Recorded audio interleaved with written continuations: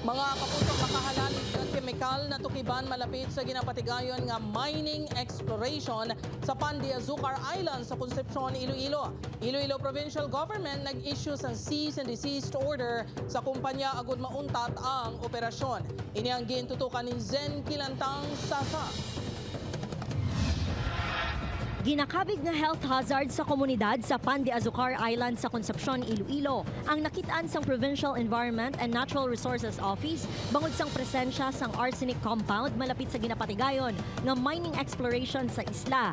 Sunod sa Iloilo PGenro, may drill hole sila nga nagaigo sa groundwater kag kun maagyan sang arsenic, posible nga makakontamina sa tubig. Ang arsenic isa ka chemical nga kombinasyon sang sulfur kag metals nga ginakabig tuman ka delikado. Bangod sini nag-issue sang cease and desist order ang Iloilo Provincial Government agud mauntat ang exploration. Ang concern namon is basi kung along the way sang gina-drill down maagyan ining mga arsenic presence kani which are naturally occurring and then manaog dito sa groundwater. When arsenic is mixed with water, with groundwater, basi may inom sa mga pumuluyo dito because sa manakikot sila sa water, di man lang madrink ang seawater. More so, basi kung mag-seep out na siya into seawater nato along the coast, maapektuhan ang aton ng mga fish habitats nato, mga fisheries nato, or ang aton mga protected areas.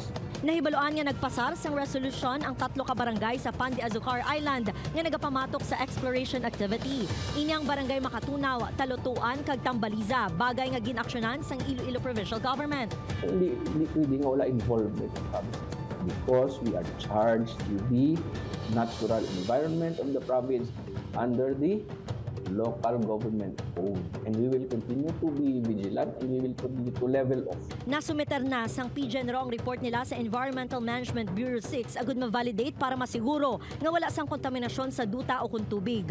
Ginpakigangutan sang news team ang isa sa mga kumpanya nga nagabugos sa joint venture sa exploration sa Pandiazucar apang wala pa ini makahatag sang komento. Upod kay Cirilo Renduque, Zen Kilantang Sasa, One Western Visayas.